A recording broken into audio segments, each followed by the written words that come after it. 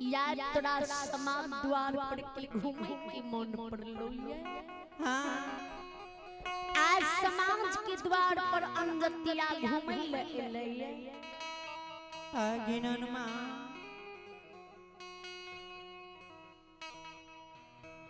सात रंग के बोली विचार कही के हमारा अभिमान करते ओ गुरु बाबा।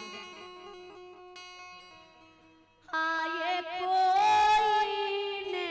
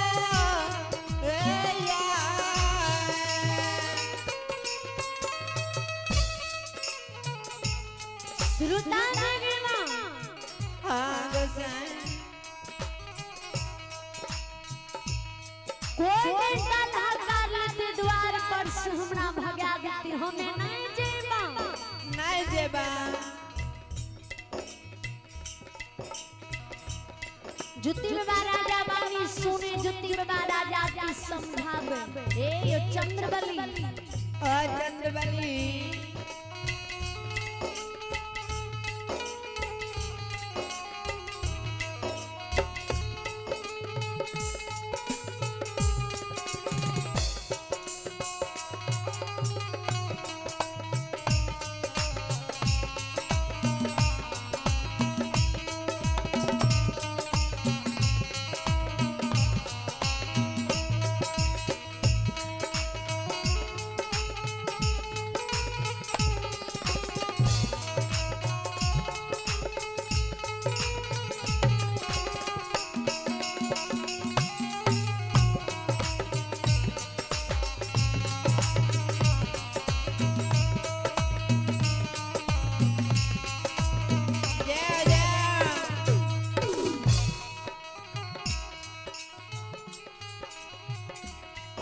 चंद्रबली राजा के जुत्ती में बांधता है।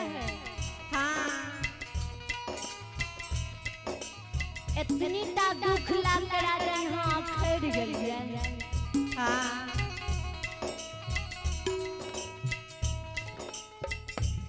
ध्यान से राजा यहाँ हमर बानी सुनू। मानव के दुख सने अखड़े के चाही। दुख मानव के जन्म से लेकर मरण तक एक साथी बन के हर हमेशा हर पल साथ दै छै, साथ रहे छै। ए राजा राजा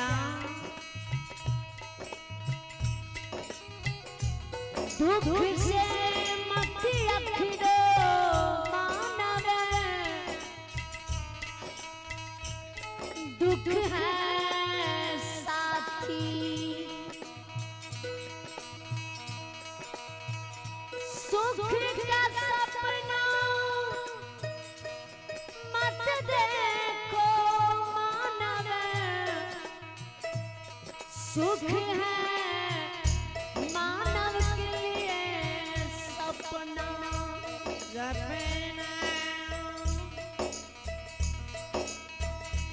सुख मानव के जीवन में राजा पल भर के लिए आवे। हाँ भैया सुख के लिए मानव बड़ा जतन करिए। जी कौन एहन काम करी जे हमरा जीवन में सुख प्राप्त हुए। हाँ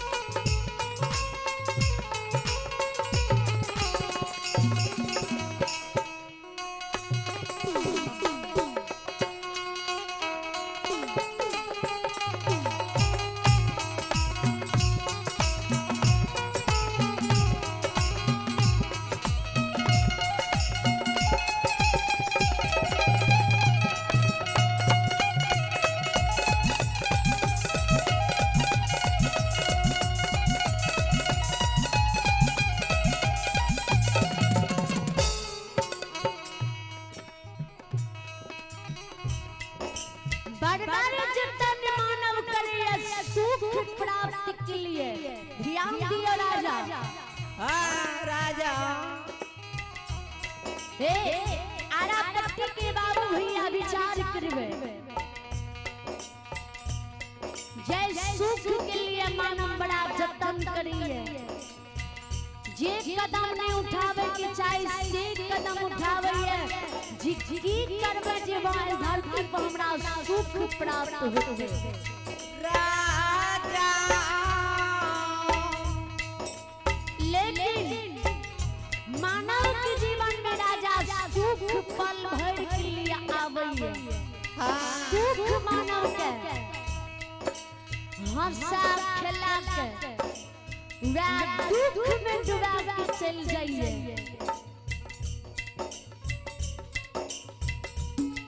जी दुख मानव के जीवन भर साथी बन के साथ रहे।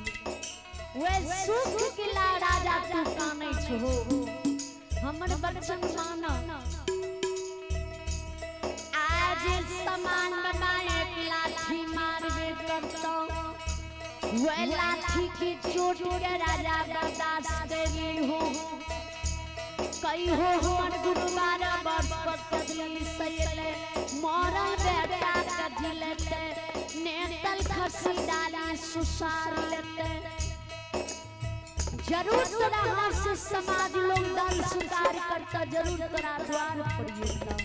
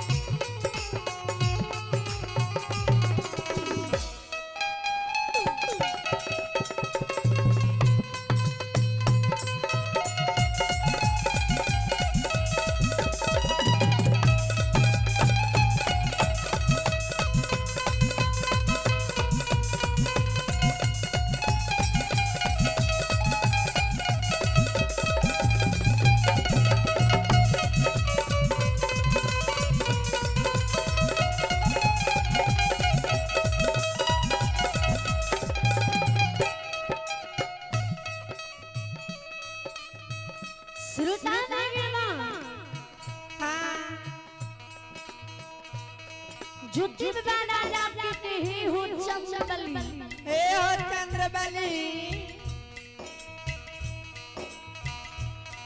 जरूर समाज में मातुरा हाथ से दल स्वीकार करता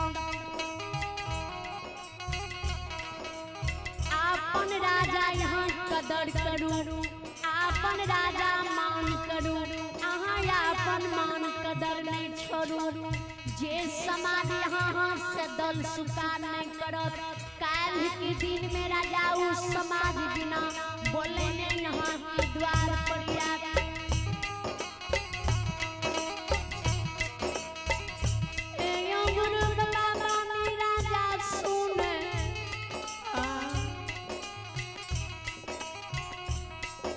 चावल तुलसी फूल राजा चादर खूट में बांधे सामान बना के द्वार चल गए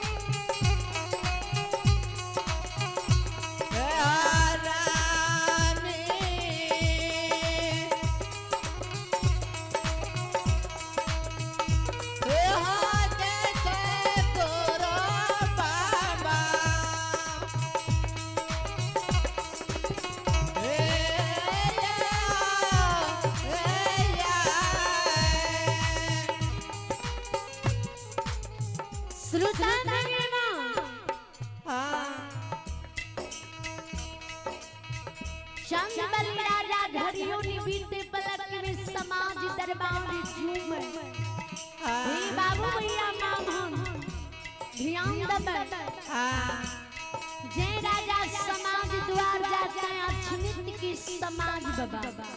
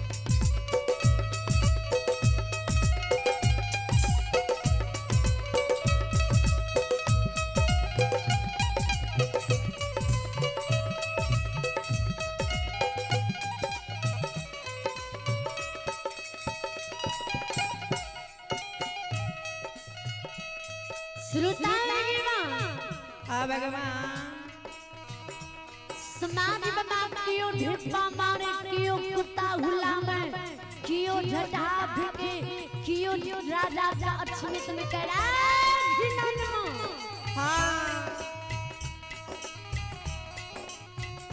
या तुरा समाज द्वार पर की घूमे की मन पड़लो है।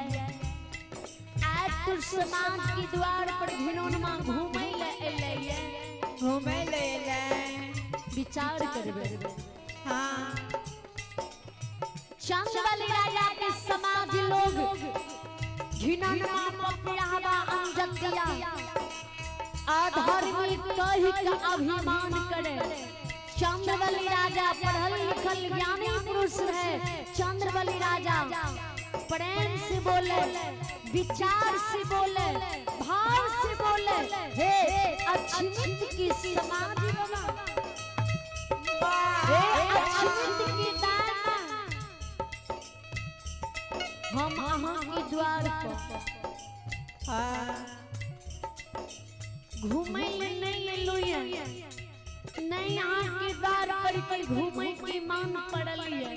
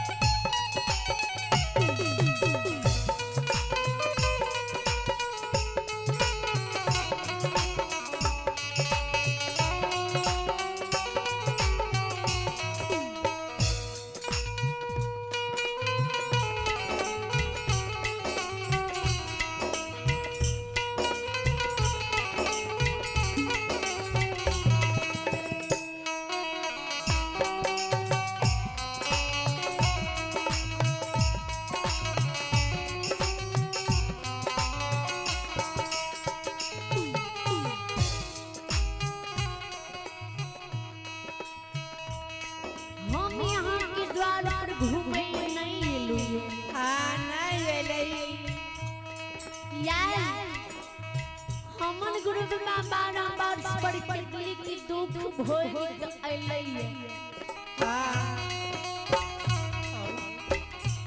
नेतल खुशी डाली अछमित में सुसार लगते मोड़ल बेटा के जिलते आमना से यहाँ सब तुलसी की दल हकार सुकार करूं हमरा द्वार पर चलूं अछमित के समान राजा की धिदकार करे घिनौनमा ए रे कहीं वेद पुराण में सुन ली है कि कहीं आँख से देख ली है जे मानव मर जाए छे उ दोबारा जिंदा हो जाए नहीं हो जाए क्या तोड़ से गुरु छोजी मरल बेटा का जिला देतो जो तोड़ गुरु मरल बेटा का जिला देतो ना हाँ तोड़ मरल बेटा जी देतो ना तभी है अछमित में तोरा हाथ से दल हकार सुकार करबो ए रे हिनोनमा नाही है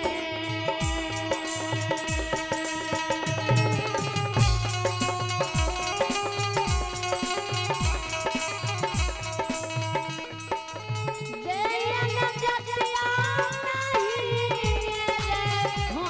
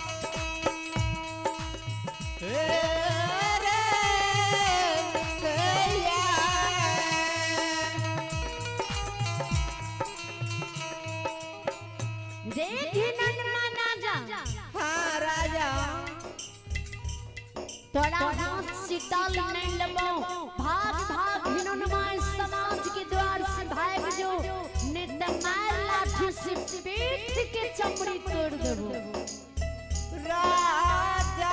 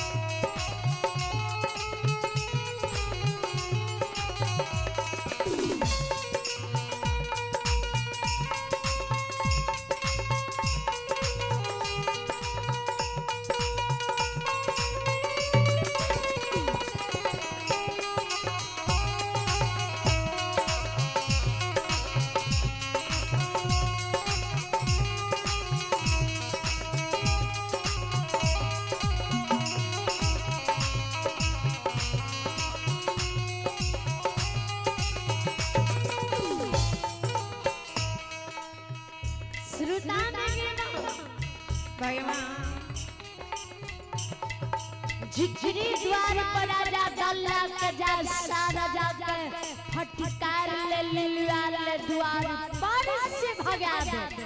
हाँ राजा भागी अंजतिया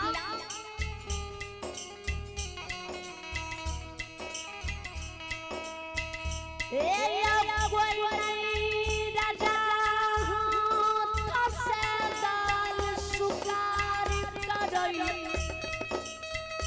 हाँ चंद्रवली राजा समाज बानी सुई आँख सया सुगिरे लौटी के भवन घड़ियों ने बीते पलक में जीव जा ज्योति बाबा चरण पर काटल गाछ समान गिर जा ज्योति बाबा की नजदीक में